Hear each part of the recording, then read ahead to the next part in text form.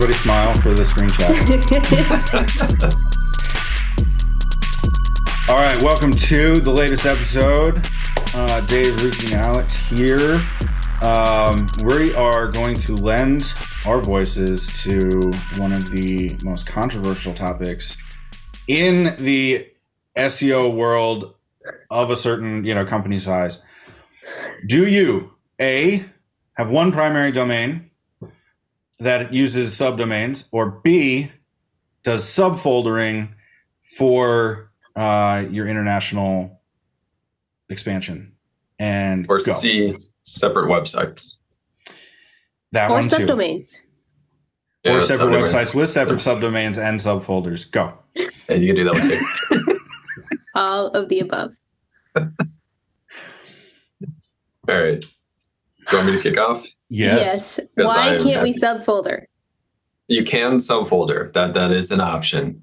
Basically, it's a branding question. It's a marketing budget question. There's an IT side to it as well, and a domain availability side to it. So I'll try to get through some of those. So the first one, basically from a branding standpoint, if you had your own separate domain, there's a pretty good study for Canadians as well as people in the Czech Republic that they will scroll through results until they find a .ca, or in Czech terms, .cz. Mm-hmm. And for the Canada reason, there's a little bit more information on that study. And basically the information was they're tired of getting excited about a product, going through the entire process and then saying, we don't ship to Canada. So they'll scroll through the .coms because they assume that's a US site until they find a .ca, basically. Wow. So yeah, so that's the domain standpoint. So depending if you're e-commerce and shipping, yeah, that applies. If you're not e-commerce and shipping, it doesn't apply. You could be using an English language site for both, but you'd want to include French if you really wanted to go with the whole Canadian market, or be, legal in Canada and hit that market. Legally required to, yeah. Like that. Yeah, if you want to hit that market specifically, or if you just want to try to track that market, you could stick with English because that's the majority of the Canadian market is going to be English speaking. But once you start to market to them, again, this is kind of that marketing branding piece kind of kicks in, and Dave's absolutely right. Then you have a legal obligation to have French as well. Right. But just know that it's not that big of an audience. But if you're going to go French and English, there's a couple other countries as well that do speak French and English. It's going to be slightly different uses of terms, accents, some spelling differences. Mm-hmm. But there's a good chance you'll still rank. So even if your spelling is a little bit different color with an extra U versus not, stuff like that, you'll probably still do fine. So a branding budget kind of a question basically is, do we want to have a Canadian site and a .ca and a .com for maybe a flagship site? Because you can also take a look at Google. This is just a quick kind of aside, but it's a really important aside when we start talking about this stuff. Google has a list of generic CCTLDs. So a CCTLD, the country code top level domain, would be like .co.uk. So that's a country code, or .nz for New Zealand. There is a list that Google says these are considered generic. So there's a whole list of those, like .co Colombia, which has been used so frequently as company that they don't consider it Colombia anymore. It's just another .com, basically. So that's a generic CCTLD. So once you start hitting that list, and it depends if your market is on that list or your audience is on that list, then you have even more problems trying to basically distinguish yourself away from the generic global ones that might just be in the market versus ones who are actually trying to hit that market specifically. A couple more little fun pieces. Depending from your IT group, if they're savvy enough, they probably could launch the same foldering and all the rest underneath a whole giant list of domains, and it would just be fine. Most agencies, most companies, they'd be setting up basically a whole separate website, 5 times, 10 times, 11 times, something like that. So if you want to push an update 5 times, 10 times, however times, you got to do that. So that's a little painful. There's also, of course, domain availability. I mean, that's a pretty easy one. If you're in an enterprise organization, there's a chance you could go through, there's a couple of different domain companies out there. So you can do purchasing of domains, and they'll basically pitch that owner and try to buy it from them and stuff like that. So you don't have to do that yourself. There are companies that handle that kind of stuff. But that's a pretty big piece, because from a branding standpoint, I mean, I can think of a number of big companies who have really weird international domains. I'm going to just use Coca-Cola just out of this assumption that they don't have all the domains. I'm sure they do, but they might have coca-cola.co.uk, and then it's coke.kr, somebody else. I mean, and then it's, maybe Coca-Cola as one word for the US. I mean, they're going to have like a variety there. And then on top of that, from a cost standpoint, I know one big company who definitely got hit with a lot of costs, because if you want to have all the variations of all these different domains, that can add up to a lot of money. And then we can talk about domaining in a bit, but it's also like, think of defensive stuff. So if, your company is terrible.com, if you want to buy up all those in all these different languages and all these different .com, .org, .co, all the rest of those.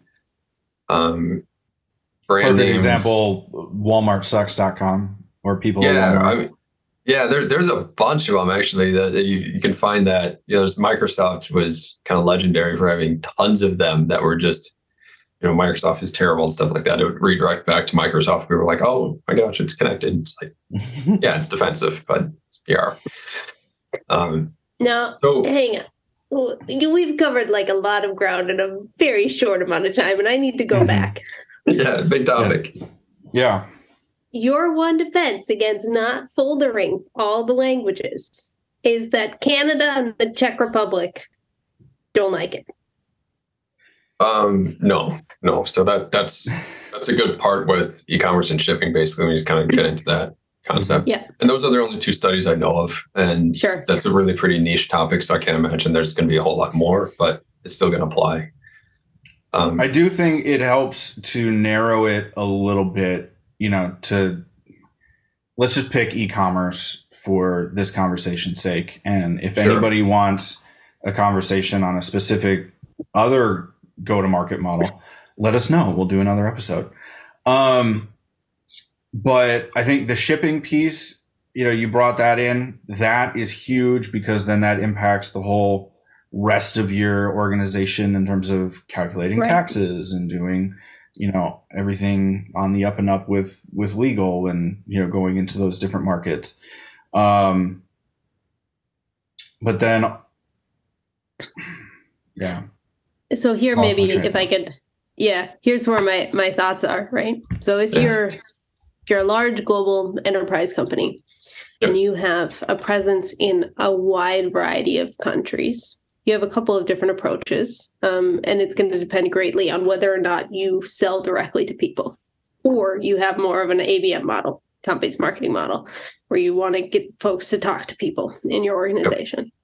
If you're shipping, it's really important that you have a separate site, be that a subdomain, a specific domain, or a folder that is dedicated per country. Because if somebody is in Algeria, right, they're going to need their language and probably French, but they also need to know that your products are going to ship to Algeria.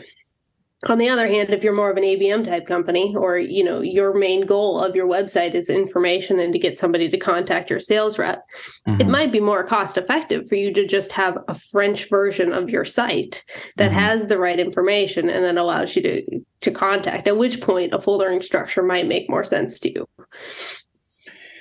And I do think this is where, again, if you're an SEO in these kind of big enterprise things, you don't get to make the decision of what the strategy should be, right? You're going to be jerry-rigging whatever the other one was, if there was one to begin with, right?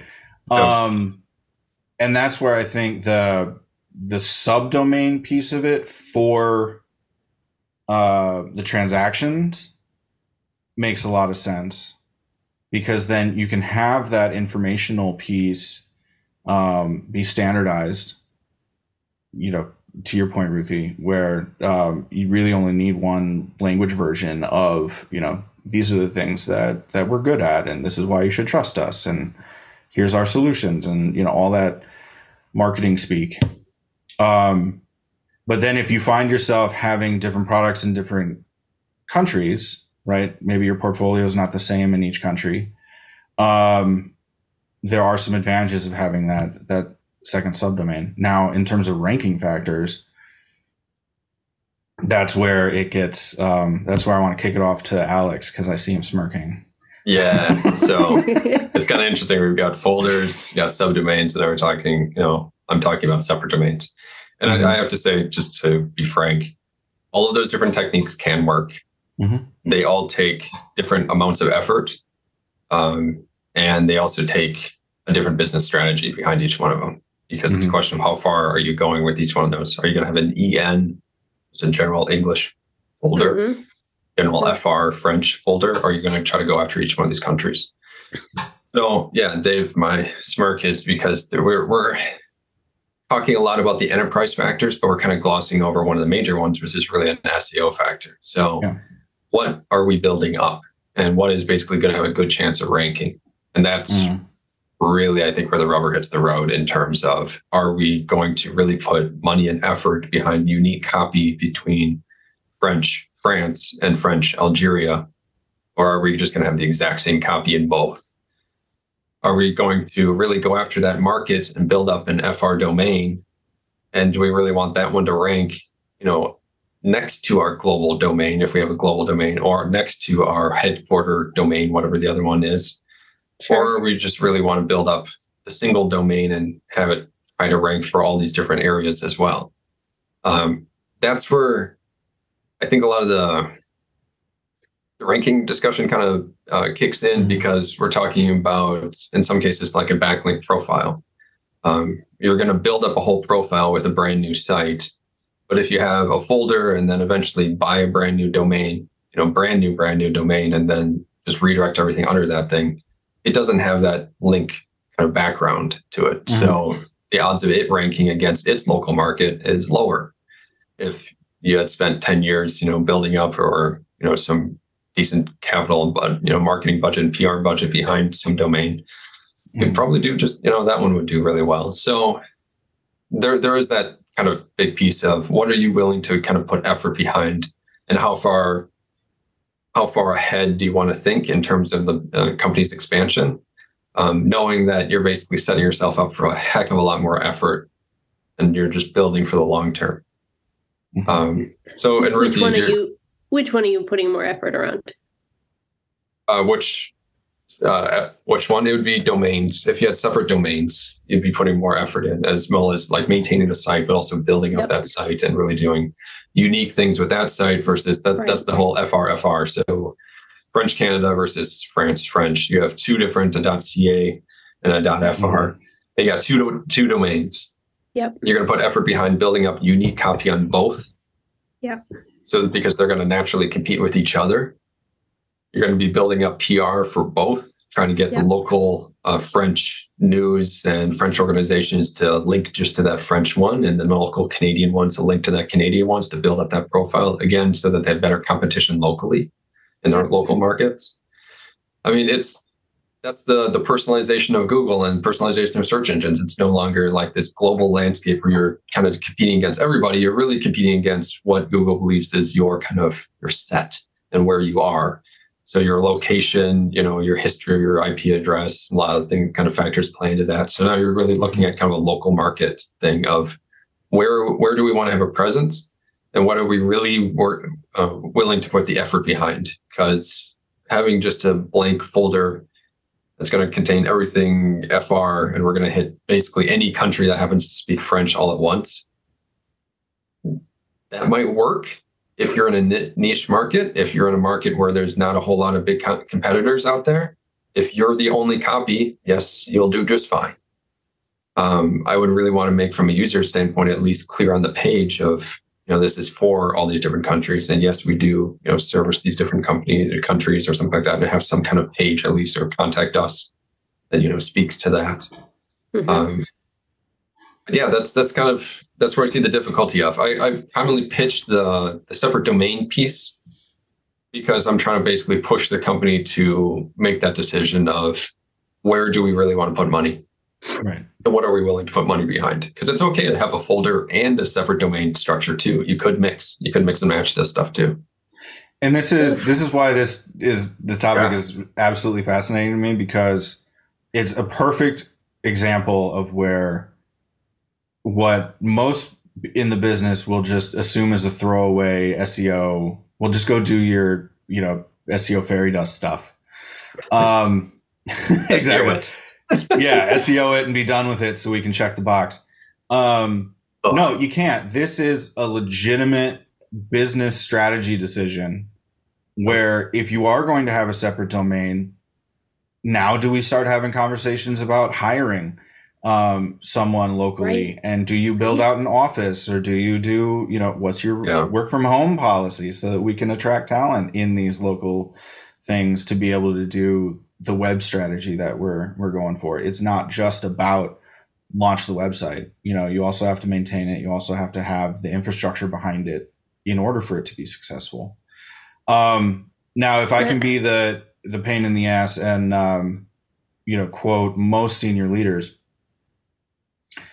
why would I do that when everybody just goes to Amazon for products anyway? I have a website, man. What's the point? Because you don't sell SAP on Amazon. Like, there's different business models. And with our huge enterprise companies, right, we might have multiple business models within one enterprise. Yeah. So sure, a portion of your products go to Amazon and make sure you're optimized for search on Amazon. That's important. But on the flip side, right, contact customer support or contact our sales rep. That's not living on Amazon. And always remember, have the most friends on Friendster and MySpace, because that's a long-term, method.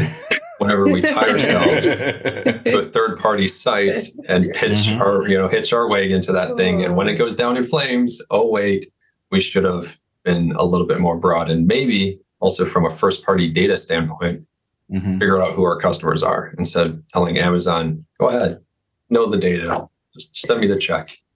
Yep. But I think we come back to this a lot, and we'll continue to coming back to this a lot, because what you do with a lot of your SEO strategy comes back to your business strategy and what you're trying to achieve. Absolutely. And honestly, having an individualized country site for all the countries you're in is just not feasible a lot of the time. You might have 6 where that's possible, and the rest of them, it's like, well, make sure you've got the information, because you might not have the boots on the ground to be able to answer the support questions, let alone create that customized content. And that's where I get, a little bit nervous about saying, let's have a domain for every single country, because now all of a sudden the amount of things that you have to maintain is massive, especially if you have to maintain them individually versus a site that you can push updates to can be a lot more scalable. Mm-hmm. One of the more interesting case studies in global expansion, and I'll see if I can find it for the show notes, but Coca-Cola during World War II. So if you guys aren't familiar with that, no, please. No. So I'm gonna get the details wrong because it's been a while since I've read it. But the gist of it essentially was, in order to support the American troops, they had built out these logistical pipelines, right? So that the troops could enjoy a Coke in Italy while we're, taking it back. But then post-war, now all of a sudden you have this infrastructure. So you're in all these markets, and, what do the soldiers do when they come across, the locals who are having a hard time? You give them a Hershey bar, you give them a Coke, right? So then you develop the product,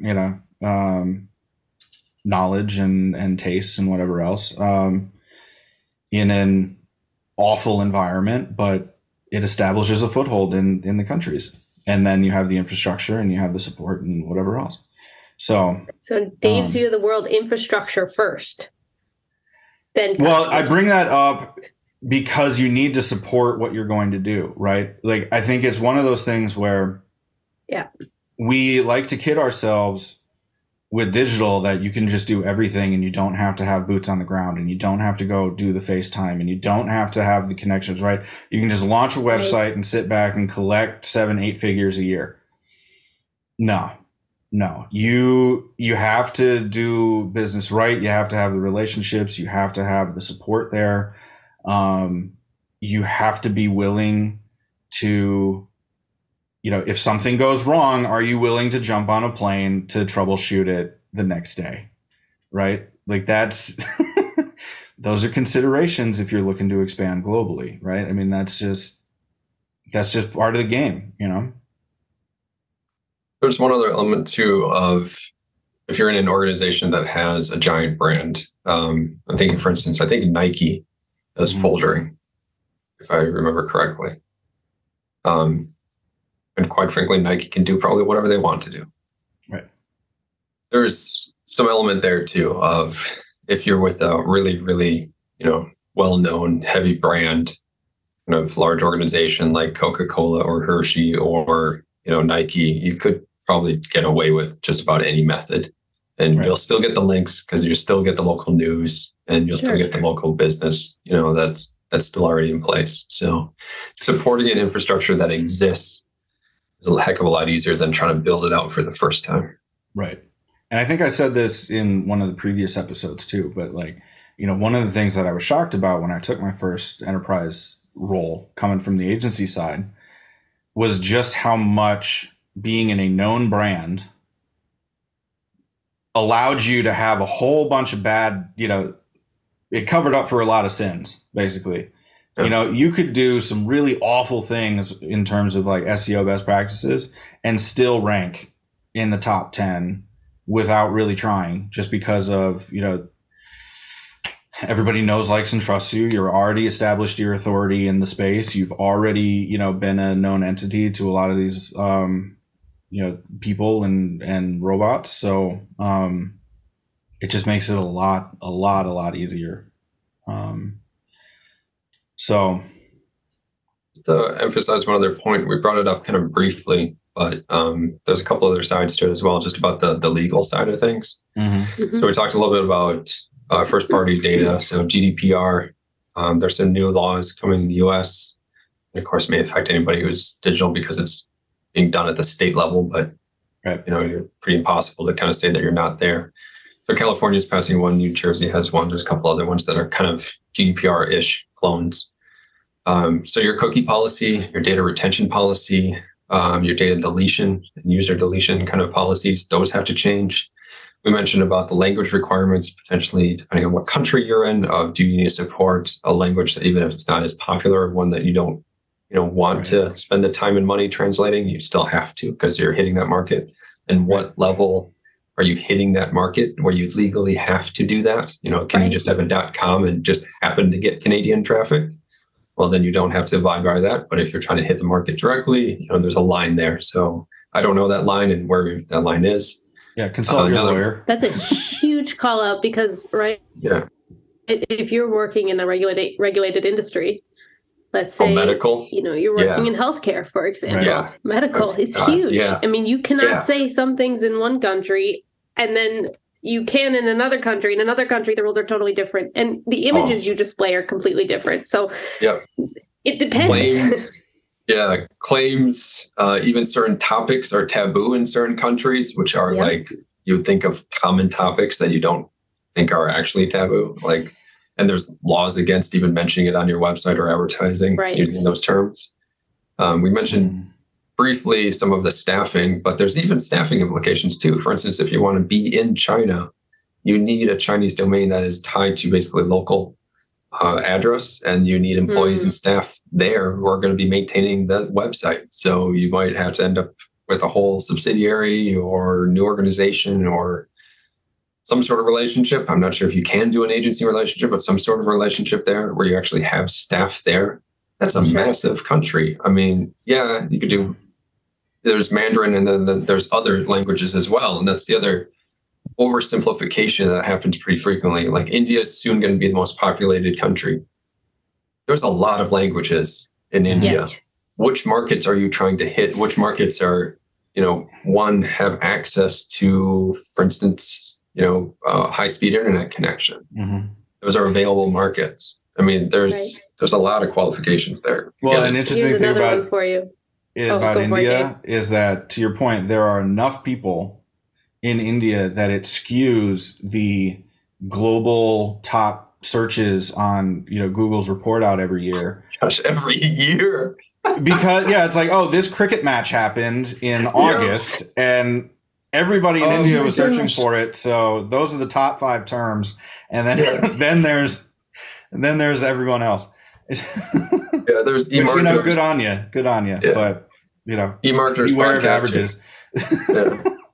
Some fantastic analysts at eMarketer, and they had brought that up once, and they were so shocked because they were quizzing their guests of, what do you think was the top things searched? And it was COVID years, so there's some terms related to that, and a lot of local news to that particular country, UK, US, that kind of stuff. And no, it's cricket matches.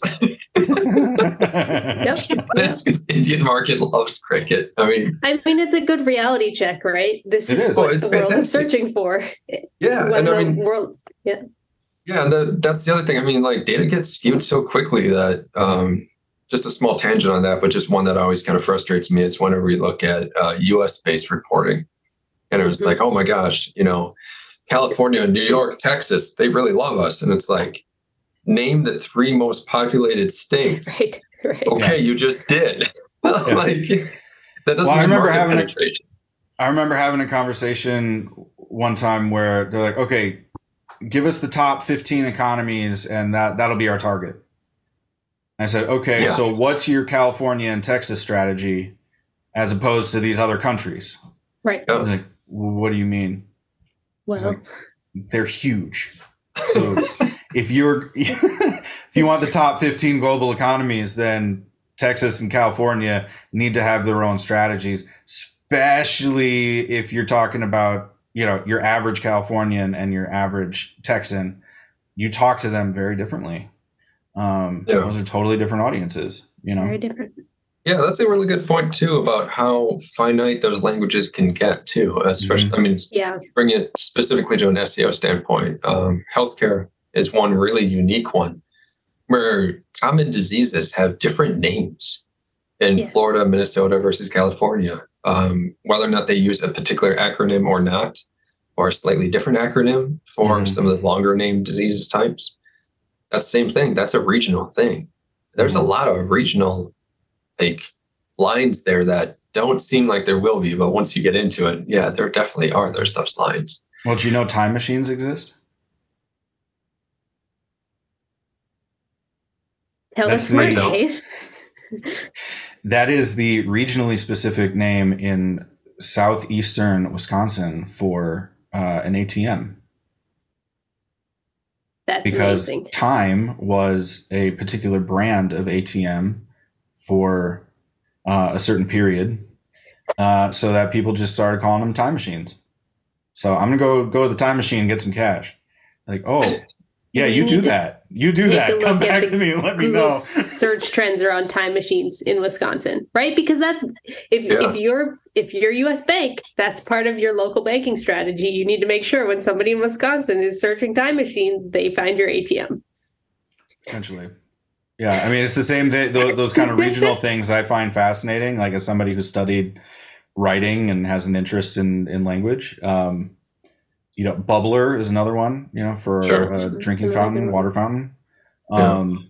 So there's all those kind of nuances. But again, I'm sure there's somebody listening to this going, yeah, but with the natural language stuff, it just gets rolled up into the bubble. And you're like, yeah, you're probably right. But it's important to know these nuances if you're going to address the audience properly, right? Yeah. Right. Especially if you're going to kick them off to a salesperson, you need to come off as genuine, you need to establish over the phone, that trust. Right? Yeah. So I was thinking about your comment, Alex, about healthcare, and another one that popped to mind was the difference in gating restrictions. So let's say you have an English site. Well, that works for some of the English-speaking world, but if you're in Australia, a lot of your medical content has to be gated. Because you can't talk to the general public. You have to be talking to healthcare professionals in particular. Yeah. There's lines all over there. Plus, to the language point, Dave, too, about entities, basically, that you would have the idea that all those different terms would wrap up in one entity, and if Google will just figure it out. That's not the case currently in 2023. There was a study recently that was done. It was a UK clothing company who basically took a copy of their UK site and basically got a .com domain, threw it in there, and wasn't doing great. But they decided to do a test on it, and they changed trainers to tennis shoes and trousers to pants, stuff like that, and their traffic shot up. So, wow. You think it would all be tied together, and it should be all tied together, but if you're the US and you're searching for tennis shoes, you're not looking for a personal trainer. Right. I mean, then there's lines there on a local level too, where the same term gets changed. If someone says, I'm going to go get a trainer, it's like, okay, it's like, what gym do you go to? Mm-hmm. Exactly. Or a jumper. Right. If you're in the UK, that's another word for a sweater. Right. Yeah. Interesting little lines there too. And, Dave, just kind of throwing it back to you too about speaking to that local market, and then how closely do you need your language to really get those people to think that, yes, this content is meant for me. This is a company who understands my needs and my pain points. And, how much can you basically kind of push up against that? And it probably depends on your market too. If you're the only player in the market, they're probably more willing to go on a limb and, work with you. But what's your advice in terms of the UK English spellings, American English spellings? If you're just talking English market only, what would be your idea on that one? Well, again, ever classic marketing professional, it depends. That's any professional. I think the companies where it would really matter, I think, go to your brand, right? Like if you're selling some high-end luxury good, the perception of the British as higher class in certain segments, right? That is a shortcut you can play to, right? It's a mental shortcut you can play to that people will latch onto. There will also be a certain segment that will absolutely push back against that. But that's part of your marketing, right? That's what we do. We segment the audience. I think if you're looking at like food, then it does matter, right? So the difference between chips and crisps, there's just a little bit more friction mentally if you're doing that kind of terminology between the countries. So it would make sense to, change that. But if you're speaking the same things and you have a couple, OURs or REs instead of, the American spelling, that's fine.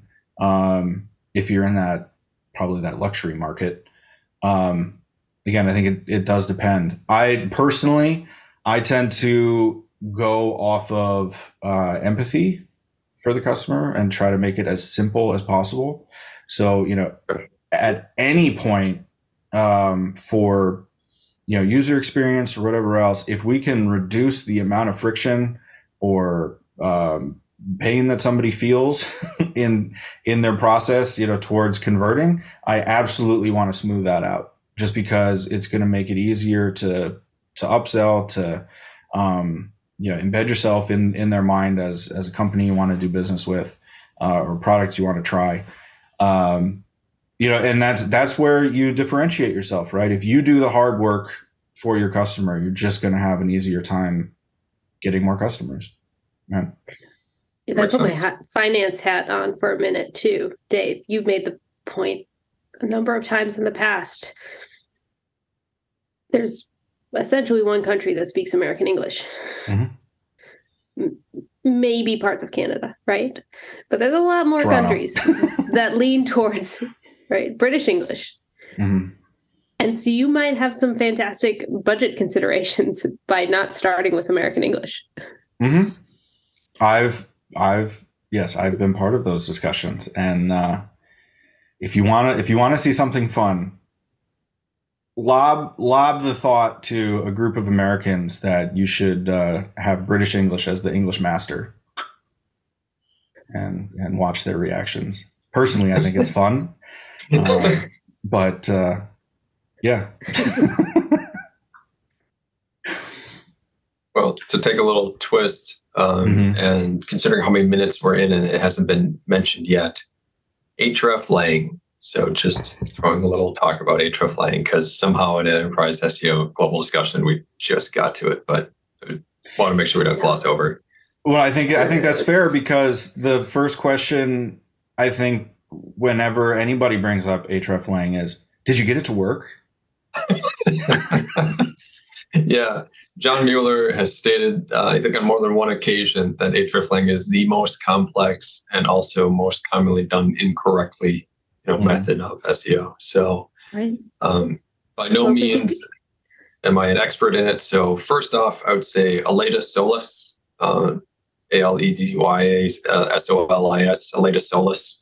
She is a fantastic global SEO expert, and she has some really good guides on it, as well as some cool tools that allow you to put in a couple different URLs, say what you're trying to target, and I'll basically rewrite the Hreflang copy for you, or code for you. So definitely worth looking into. There's also options with Hreflang, including like, do you want to do an XML sitemap variation, which can work. It's difficult, but it can be a little bit easier to implement because you don't have to have page level access.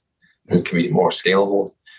Page level, that's totally possible too if you don't have access to edit all the files. That's a method as well. Your CMS also, of course, might have some tool or plugin or something like that as well. And then a quick shout out to HTML Lang. So that's just straight HTML-Lang. Bing uses that. A couple others use that. So you put that at the top of the page and say basically which one you're going after. But the other last piece, just to wrap this up with Hreflang, that's just a common issue that a lot of people run into is, are you targeting languages? Are you targeting language and country? Because HTML-Lang was really kind of built for both. Is HTML for language and country. You're trying to make those variations. And it can help when you're doing that multi-domain strategy and you haven't really built up those other domains. You kind of get at least almost a kind of canonical linking method towards each other. So then there's still something basically connecting those pages together, as well as reducing that cross competition. Because if you're, for instance, searching in French, you end up with the France site where really you're Canadian. You wanted the Canadian site to show up first. HTML-Lang helps fix that. So just a long little piece on that, but just keep that in mind. That's a difficult strategy. And the Search Off the Record podcast from Google, from those kind of SEO spokespeople of John Mueller and the team, they have asked for the community's opinions and advice on a replacement method. Everyone knows it's not good. So this may change in the future. Well, and part of it goes back to it's messy because it depends on what your strategy is, right? If you're going for a country-based strategy, then yeah, you've got to implement it. But if you've decided you just want a French version, that's a different story. And if you've got the mix, then all of a sudden it becomes much more complicated. Yep. And tagging every page is difficult because you want to take, it's not a domain-wide tag either. It's a page-level tag. So this particular product, if it's available in this country, and this country, okay, we need a tag for those. And then this one doesn't have it. Well, no, the tag isn't going to be all for 5 countries. Now it's only going to be for 3 or 4. Right. And then you do have to reference that own page in the tag. I mean, it's complex. It gets really complex really fast. My first thought whenever anybody brings up Href is, how often are you changing your pages? Oh, yeah. Yeah. Because if you're going to be changing them and updating them with any kind of frequency, I would hesitate to recommend doing it. Yeah, depending on if you're changing the kind of the intention of the page and the purpose of the page, or if you're doing constant product releases. I mean, there's an overhead standpoint to it as well, which, holy cow, that would be a painful company to work for. You definitely have to have like some CMS level kind of connection points. So you could say like this catalog is this product that is similar to these other products, and we need to put the tag in and implement it based on that or something. Well, and God forbid your company doesn't do an agile thing, so that you speed of that. Don't even have the checklist of, okay, this is considered done because we've updated the 40 pages that this href points to. Yes. I mean, if you had to update that every single time, forget it. No, thank you. Yeah. And it can be can be worthwhile also to do partial implementations. So if you had the home pages all tagged to each other, the About Us, something like that, some top level pages that are basically pretty static, at least that adds something. Even just the catalog, right? Catalogs are oftentimes automated, and you've got the exact same pages across. That can be a much easier implementation than when you have a lot of different blog and sort of more informative content type pages, which are a little bit more mixed and probably vary more by country. Okay, so under the guise that SEO is business strategy, if you had, let's just say you found $50,000 in the couch cushion, and you could spend that either link building in a particular locale or implementing Hreflang, where would you put your money? Oof, depends. I mean, I'm going to lean towards link building off the bat, but at the same time, I can see instances where if you've got a presence across all of Europe, the boundaries aren't so thick, right? And so that's a place where Hreflang can make a huge difference, where maybe in some of your US, your Canada, less of an issue.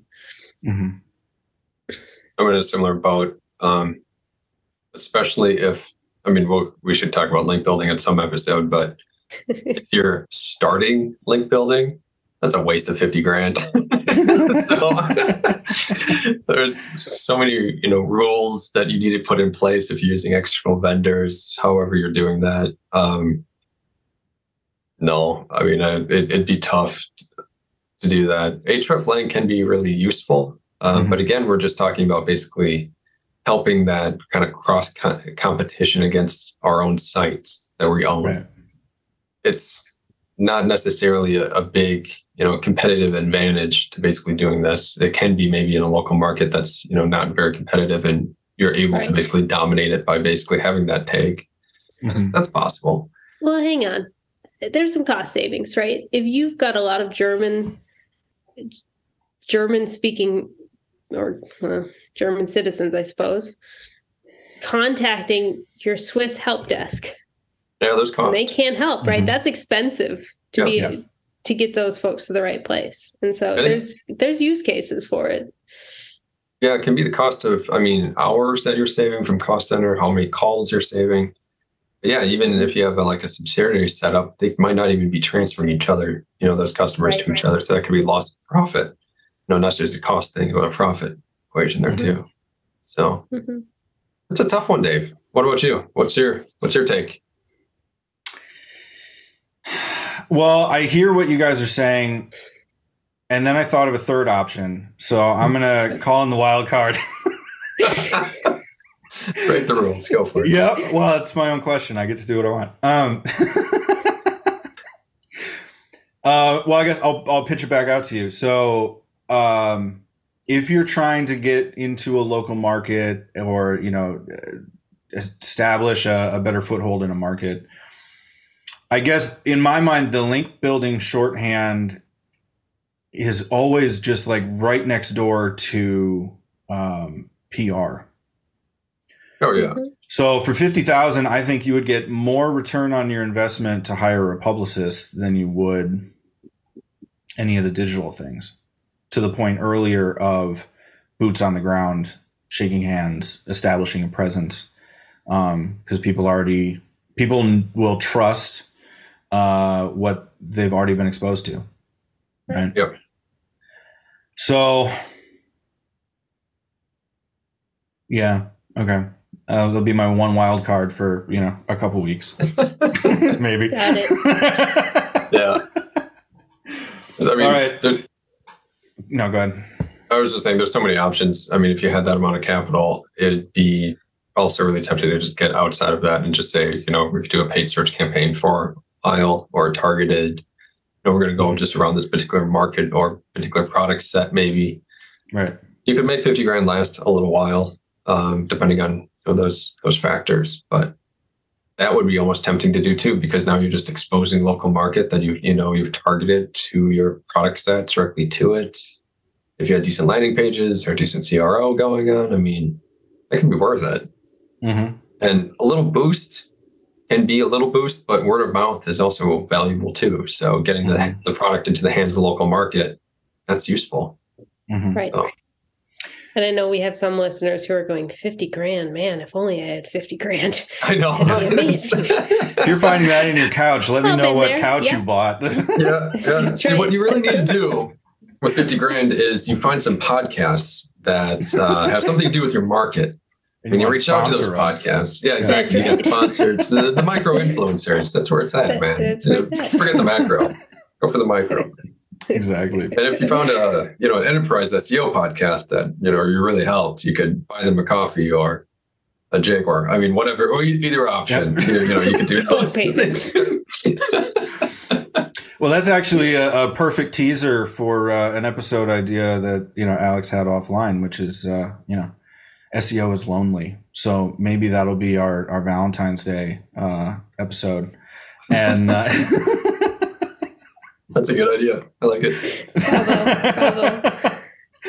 Bravo. So with the short amount of time, we did have a second topic we wanted to talk about. And actually, considering at the time of this recording, the landscape of marketing news, I'm really proud of us for getting 47 minutes into recording and not bringing up AI.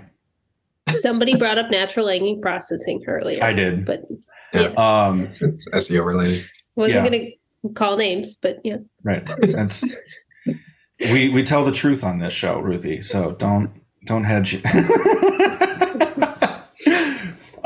No, but so who had the idea? It was AI and advertising, I believe, was the topic. So should we wax poetically for the next 10 minutes or so on that? Sure. I mean, hot take, right? Mm-hmm. We've already got Google optimizing a lot of our advertising experience. Yeah. Why shouldn't we just pay Google to create our ads and outsource the whole process entirely? I mean, why do you need the middleman of somebody creating the ads just to enter them into Google when you can just have Google do it? Psst, moneymaker. 1, antitrust. 2, crap experiences in the past. Google, I'm sure you're trying to turn things around, but no offense to people who are just out of college, but there are some activities you probably shouldn't be doing. Massive ad accounts that need fine tuning is probably one of them. Build into that. At least get some time under your belt before you get in there. And that's, I was always the person that was really annoyed whenever people would say that to me, but now I get it now. Yeah. I guess a couple of different points. One, there's more bots on the internet than humans. So there's always, or at least for a very long time, there's always been a credit system that basically Google would always do that. If they basically noticed bot traffic, they would credit your account some amount. And there's always been a lot of questions of, is this actually all of the bots? Because sometimes the numbers, or you look at your server logs and you're like, we're getting hit hard and we are not seeing the credits come in. And it's astounding because it's every single month there's more credits. So that's really frequent. Doesn't seem to matter what market you're in. So that's a dangerous thing. I mean, once we basically get to that level, because we're losing more transparency around the ad creation, the ad running, who's in charge of things and who can we basically who has an ability to affect things. And what you're suggesting, I think, is what Google's been moving towards anyways. I mean, you can put in a URL of your landing page and it can come up with ads for you. From the design standpoint, if you want to get into display and banner advertising, basically that side of it, Google is, display network. You can really easily now. The ads aren't great. And to Dave's point, a lot of the automated stuff, the automated recommendations I've seen out of Google ads have been awful, just really bad ideas. We would get more clicks from a really bad market that doesn't make any sense for this particular company to play in. And I think that's the human element that has to always come in. And maybe we can get to a point with AI and speak of natural language processing, but basically those pieces tied together, that it can get a good understanding of what your company does and maybe ask you some questions of what markets you're going after, because it really does have to get down to that level to then, target correctly online and really be running the ads correctly and saying like, this was an ad that really mattered, or we got a lot of conversions because we did optimize for conversions, but holy cow, the leads were crap. Like, they're not going to have that next stage of information. So they're going that way. Yeah, and this is interesting for me, looking at the conversations around ChatGPT and that explosion, and like it's really cool to see what people are doing with it. Just testing out and experimenting, and I'm all for that. However, you get some people who are putting these examples out where it's like, look what I created. Nah, dude, you didn't create that. You came up with the idea, but that you didn't create that. You can't have ownership of that. And this is definitely a separate episode.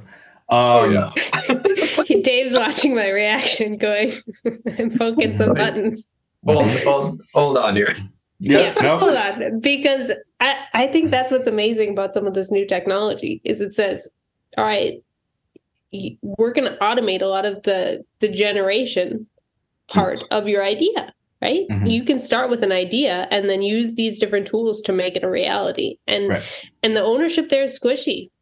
It's unclear, right? It was, if I worked with the AI, I was the initiator. Maybe I do own it. Maybe I am the creator in a sense. Did I have a creative partner? Yes.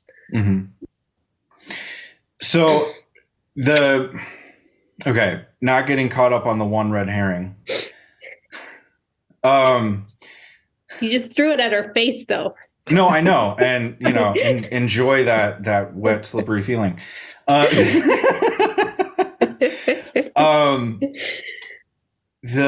thing about it though, is a lot of the stuff that I'm seeing, one, you can create stuff with a huge amount of volume, which is cool. Yeah. Right. Yeah. However, to Alex's point, without the knowledge of the audience that you're targeting, with their needs and wants and the regional, dialect things, all of the stuff that we've talked about before, you are going to have to A/B test the crap out of everything that you launch. And that's going to be such a long process to get to where you could if you had already known those things, right? I don't know. I've seen a lot of crappy ad copy. I think you have to do that anyways. So the difference is just whether or not you're paying an agency to make a bunch of crappy ad copy or you're just having ChatGPT do it for you. Either way. Right. There is a lot of crap marketing out there, and I will readily agree with you on that. However, again, I think I've said this, but every time we bring up AI or whatever else, I am 1,000% against lazy marketing because, it is a craft and I've put in time for that craft and I enjoy the craft and I hate to see other people just not, and that's probably my own thing to go over, but that's a different podcast. So we won't get into that therapy, but I honestly think that in order to automate the ads, right, go ahead and use ChatGPT. Cool. You saved a bunch of money on the front end, right, in terms of the creative and the whatever else. But how much money are you going to be spending afterwards to fine tune it? Whereas, if you already knew that audience, if you're doing something hyper local, right, you need to know that audience already, and then you can target it and go. Right. Hot take, the way that these natural language processing AIs are evolving, I think in a not too distant future, they're going to be able to give me a much better version of a local language ad than I will, right? They're going to be able to say, this is how people in Australia seem to talk on the internet. So I'm going to mimic that with my ad in a much better way than myself or my agency based here in the United States is going to be able to do it. And that to me might be an advantage that picks up is those little nuances in language, the jumper versus the sweater. yes and no. I think we're 6 months away from, the first really huge, mess up with the AI stuff. Right. And it'll be fun to watch that plane. There's already been 2, Alex. Yeah. There's already been 2. What you got? Well, there was CNET, basically. They had a bunch of articles. I think it was mostly like financial quarterly data, which again, this isn't ChatGPT, but it's structured data. So it's pretty easy to create analysis kind of based off of that, saying this quarter is better than the last quarter, stuff like that. So they had a disclaimer on their pages saying that it was written by AI, but it was human edited, something to that state. Right. They recently mentioned that they're going to pause that and review it because they got a lot of attention, and they're kind of concerned about basically if that's going to tank those pages or not. And then bankrate.com would be worth one to look into after the podcast and kind of look at what they were doing. They're basically very, very public about AI created content, and then basically take a look at what kind of Google's response has been to it. Right. It's still a lot in the early stages where Google's trying to figure out what's going on. I mean, there was the new New York Times article recently talking about the founders of Google being brought back in basically to say, how do we deal with AI? The company really is a little bit at a loss of what to do. So, I mean, this is kind of the early stages, but you're going to quickly see, some pretty big, there's Google slaps and Google bans. I mean, if you think about like BMW and I can't remember if it was Kohl's or JCPenney. Big brands, they got hit with some pretty significant Google, Google fines, which basically was just they got de-indexed or they got really pushed really far down in the index. So even before it kind of hits a legal standpoint, which I'm sure it will soon, that's going to happen too. Getting back to the question though, last minute or two, I still am going to bring up the phrase of "it depends" because I think we've all said it now. Bingo card. I think if you had like a straight e-commerce shop and you were just saying optimized for purchases, you probably could run it pretty darn programmatically, and it would work out just fine. If you had a really complex sale, a really complex product, or something that was kind of a touchy subject or something like that, yeah, you'd have to have a lot more hands-on time. But if you just had a simple e-commerce store, you probably could just throw money at Google. The thing is, they'll probably broad match the heck out of it, and you'd still like waste a bunch of money that if you had a human, you could probably do it better. So, and that's where the AI stuff around culturally sensitive topics. I mean, that's where I guess I'm more concerned, right? Because we know the internet is a dumpster fire when it comes to that kind of stuff. So if a bot is being trained off of, what it finds off of that, then I get more worried. And when something blows up because of a culturally insensitive robot, I think it should. And, they should get their comeuppance, because that's that kind of lazy marketing piece where it's like, whoa, you needed to think about if I launch this, the next steps could be blah, blah, blah, blah, blah, blah. Now, this is also coming from me having, crisis management experience, and always pitching clients like, really, honestly, you could have saved yourself $300,000 if you took 5 minutes just to think. But instead, let me help you, right? Soundbite. Take my 5 minutes just to think. All right. So in the last segment, I liked this, as we're playing around with the show format, recommendations. We'll do a lightning round because we went a little long. So what caught your eye in the last week? Ruthi, you go. Oh man, check out SAP.com's foldering structure for their different countries. It's beautiful. I would check out Nike's XML sitemap because it's fun. There's an ASCII little logo there. There's a couple other ones. A couple other companies have done something like that. So do something fun as well as you're doing your global strategy. Throw in something fun in your XML sitemap that only other SEOs will care about. So I'm going to do none of my my stuff is completely non-work related. One of my favorite bands is Machine Head, and 3 years ago they basically live streamed their European tour. So I've been watching like each concert as they, went through their European tour in 20 whatever. That is both amazing and yes. I need the time to be able to do something like this. Well, it's in the background while I'm doing other stuff, right? So it just, if you need a pick me up, put on a metal show and you just get that energy that helps you get through the 20,000th line of Excel. Machine Head European tour. Exactly, and it's really interesting to see the difference in how the crowds respond. Certain audiences definitely bring it more than others. So, yeah, that's fun. So check out live stream concerts from your favorite bands. It's a YouTube rabbit hole that's totally worth going down. Yeah. So anyway, music. All right. Thank you for hanging around. I know we didn't come to a definitive conclusion on the subfoldering things, but we'll come back to it because it's a debate that will forever rage on. So it's fun to have. Take care. Like, subscribe, share, follow, submit any questions in the comments or on the socials, and let us know. We'll see you next week. Take care. Bye. Cheers.